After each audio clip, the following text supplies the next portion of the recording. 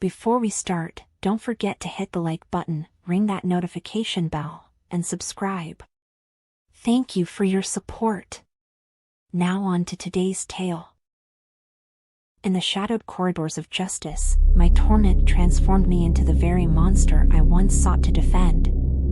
I never imagined I would become what I am today. A harbinger of death, a twisted vigilante.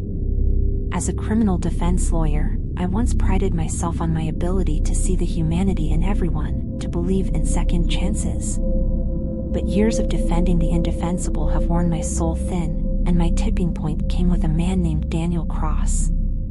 Daniel was well-mannered, articulate, and there was hardly any evidence against him. The prosecution's case was weak, and despite whispers about his dark history, I believed in his innocence. I believed him. My victory in court was lauded, another win for my pristine record. But the celebration was short-lived. Weeks after his release, the killings resumed. Gruesome, merciless slaughters that bore the unmistakable signature of a monster. My heart sank with each news report. The truth was undeniable. Daniel Cross was guilty, and I had set him free. My reputation for defending the worst of society gnawed at me, and a new resolve took root in my heart. If the law couldn't deliver justice, I would. My journey into law began with a tragic twist. When I was a child, my older brother was falsely accused of a crime he didn't commit. I remember the fear in his eyes, the way the system chewed him up and spat him out. Our family was powerless, unable to afford a competent defense attorney. My brother was convicted, and our lives were shattered.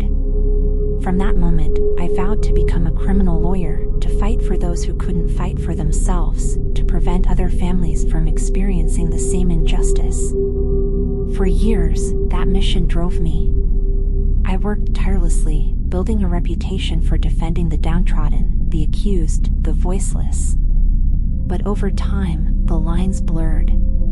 I found myself defending not the innocent, but the guilty. My victories in court became hollow, each one a reminder of my brother's lost fight. The system I had sworn to serve revealed its flaws, its inability to distinguish between the deserving and the damned. I remember the first night vividly. I had followed a man, one of my past clients. A predator who walked free on a technicality. I confronted him in a dark alley, my heart pounding, my mind a storm of emotions. "Remember me?" I whispered, my voice barely audible over the pounding rain. His eyes widened in recognition, but before he could speak, I silenced him forever. The newspapers dubbed the killer the Night Arbiter, a title that fit my newfound role as judge, jury, and executioner. The name stuck, as the police discovered each meticulously staged scene, the bodies of those who had evaded justice through legal loopholes.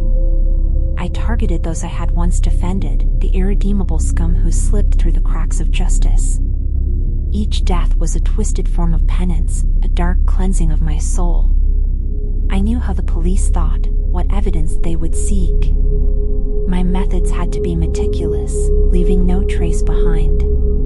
Each kill was a carefully crafted masterpiece. The predator's death was staged to look like an accident. Slipping on a wet floor, falling down a flight of stairs. I had wiped everything down, ensuring no fingerprints, no DNA. The scene was pristine, the death ruled accidental. The next was a domestic abuser, a man who had tormented his wife for years. I lured him to an abandoned warehouse, using a burner phone to send anonymous messages that played on his paranoia. Once there, I administered a potent toxin, making it appear as though he had succumbed to a drug overdose. The police found traces of heroin in his system, an easy conclusion to draw given his history. Each kill brought a twisted satisfaction, a sense of control.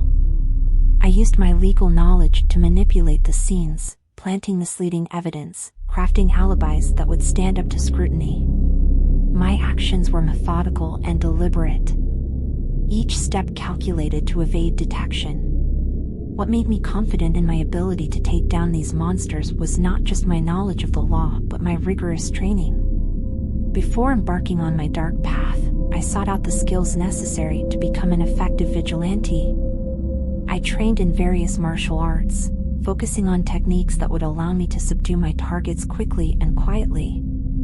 I took courses in criminology, learning the latest forensic methods and how to avoid leaving any trace evidence behind.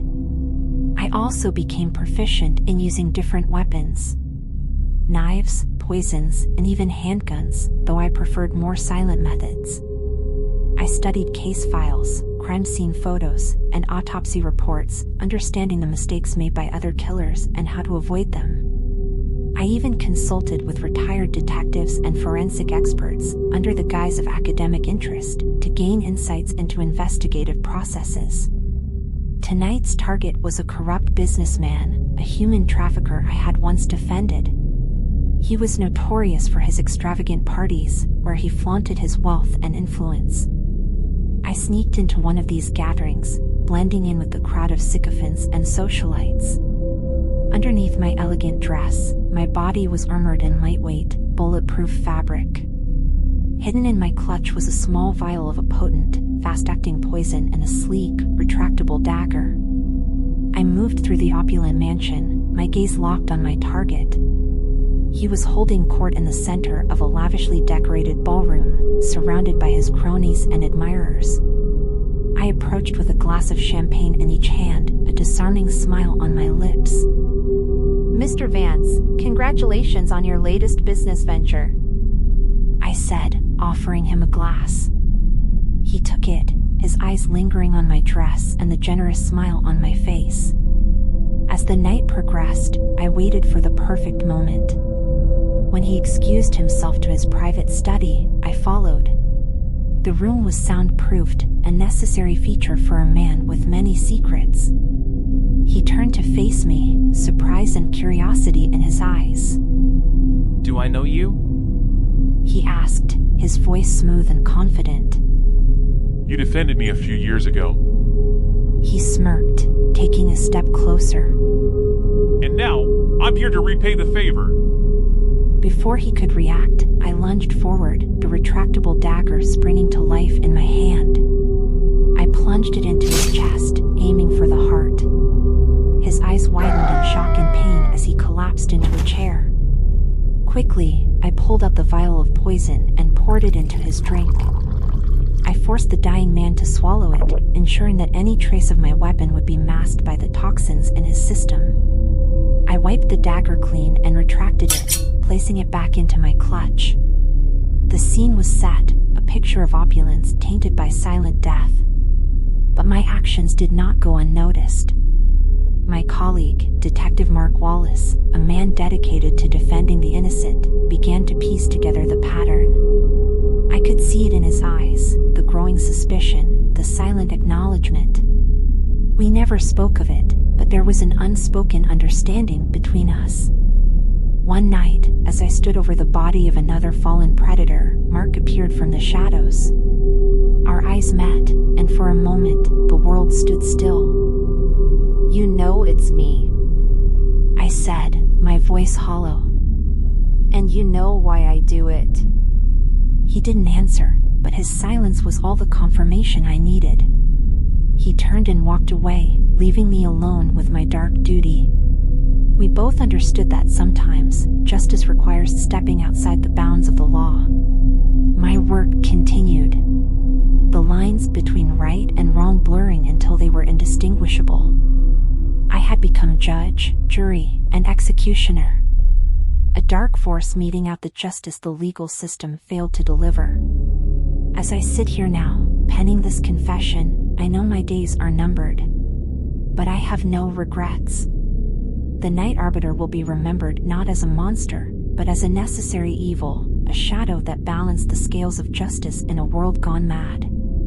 To those who read this, know that every name on my list deserved their fate. And to Mark, should you ever find this, thank you. Thank you for understanding that sometimes, to protect the innocent, we must embrace the darkness within us all. Every night, as I clean the blood from my hands, I remind myself of the greater good. The darkness has consumed me, but in its twisted grip, I have found a purpose. The Night Arbiter is not a hero, but in this broken world, perhaps a hero is not what we need. As dawn breaks, a new headline flashes across the news: the death gaze strikes again. The police are baffled, the bodies continue to stack up. And in the quiet of my apartment, I read the story with a chilling realization. I may be the death gaze's next target. Thank you for watching. If you liked the video, don't forget to like, share, comment, and subscribe. Also follow us on our socials. Your support keeps us going. Check out the next video you see here on the screen, and we'll see you again for another shadowy delight.